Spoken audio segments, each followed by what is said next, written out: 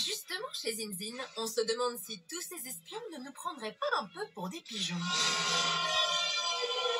Parce qu'en vrai, la vie d'espion, est-ce que c'est aussi cool que dans toutes ces histoires?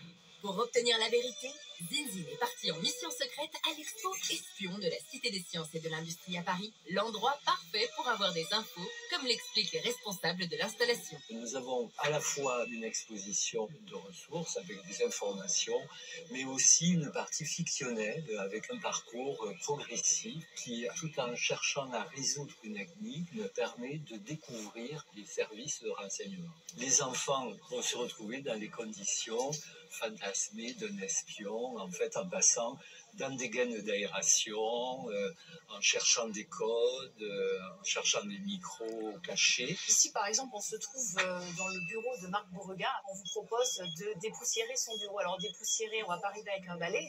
On va vous donner un objet de détection radio qui permet de vérifier qu'il n'y a pas des micros ou des caméras qui ont été dissimulés dans ce bureau. Il y a tellement de gadgets que je voudrais tester sur le terrain. Par exemple, le câlin gonflable.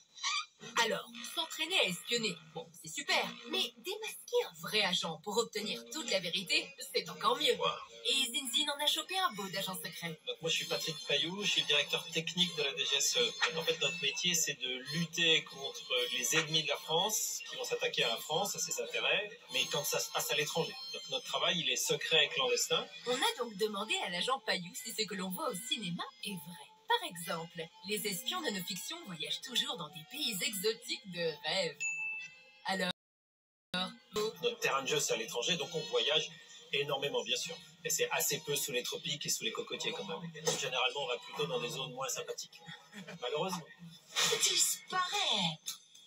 Disparaître. Disparaître. Pourquoi tu dis ça comme ça? Pour les faits.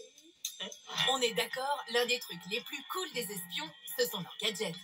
Et ça alors, c'est vrai? On parle aussi de gadgets, même si quand on voit la technicité, c'est pas vraiment des gadgets. Nos agents qui sont sur le terrain, il faut par exemple qu'on puisse télécommuniquer avec eux, qu'ils puissent nous rendre compte, qu'ils nous disent le renseignement qu'ils ont pu récupérer. Et puis de temps en temps, ils ont besoin d'outils, ils ont besoin, je sais pas moi, d'une balise, comme on voit dans le film, pour mettre sous une voiture, pour la suivre. Ou bien, chez moi, j'ai des couturiers ou des couturières qui sont capables, dans un costume, de mettre une caméra. Dans les histoires d'espionnage, on voit aussi toujours des bases secrètes gigantesques. Mais en vrai, ils sont comment les repères des espions? Merci. Retournez travailler, vous en faites beaucoup trop. C'est probablement pas beaucoup trop, mais retournez quand même travailler. Il n'y a pas le fantasme de la base secrète enterrée avec 26 étages. Non, c'est des bureaux comme le bureau de n'importe qui. Mais par contre, c'est des bâtiments secrets et très protégés, ça c'est vrai. Et puis surtout, les espions, ils sont toujours élégants. Et ils vivent des aventures pleines d'explosions. Mais c'est comment en vrai? L'agent secret, il doit ressembler à tout le monde. Parce que sinon, on va tout de suite voir que c'est quelqu'un de spécial. Il faut que ça soit quelqu'un qui ressemble à monsieur tout le monde. Justement, il ne faut pas qu'on sache que c'est un espion. Alors ça, c'était Godin. Est-ce que quelqu'un a vu un pigeon?